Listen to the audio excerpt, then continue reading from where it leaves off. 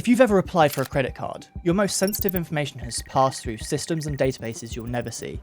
And you'd probably assume multi-billion-dollar banks keeping it have an ironclad grip on security. But the scariest part of modern cybercrime is that a company can have a virtual black belt, 10-foot security guard called Dave sitting right at the front door, but because he's a black belt in only stand-up combat and only a white belt in ground game, the attackers will be able to crawl right past him without him ever knowing. And this is the basic shape of what happened to Capital One, where they suffered one of the most infamous cloud breaches in cloud security.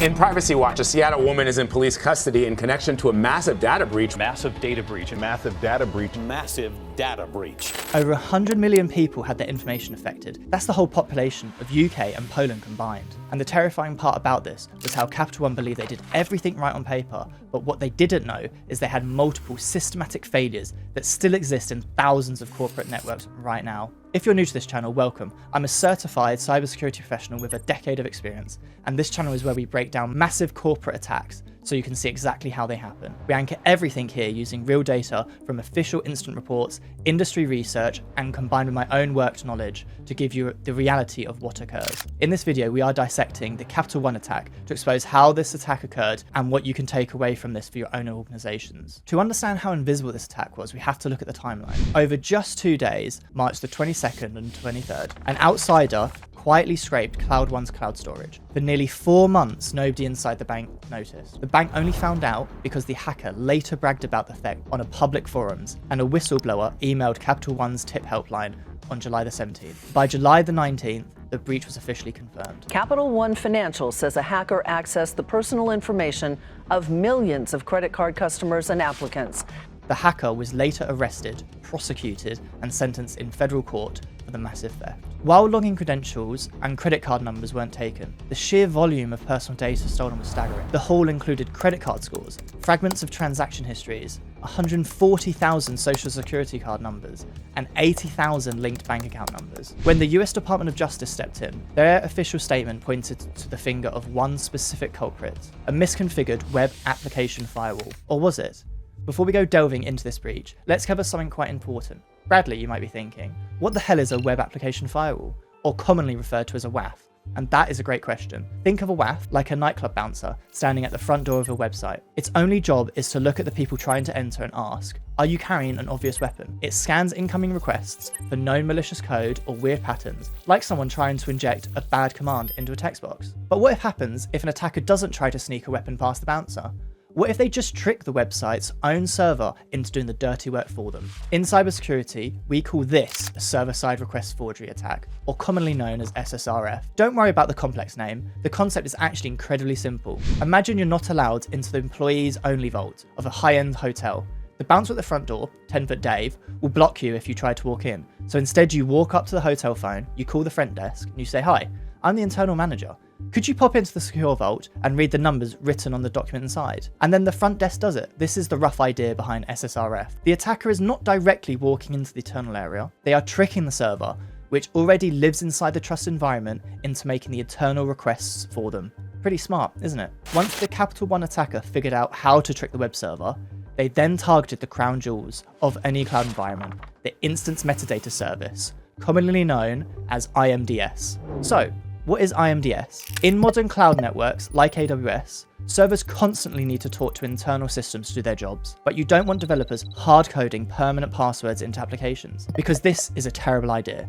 So instead, cloud providers use a safer approach. A server is given a role, and that role decides what the server is allowed to access. So when the server needs to prove who it is, it can ask an internal cloud service for temporary credentials, and this is what Capital One used. IMDS v1. A server can make a request to the metadata service and retrieve information back, including temporary credentials, without first needing any form of special token. So, if an attacker could trick the server into making that request using SSRF, the server could accidentally hand the attacker temporary cloud credentials. And this is exactly what the attackers did, to force Capital One's web server into pulling its own temporary credentials to give to the malicious attacker. Once the attacker had these keys, they no longer had to keep attacking the website.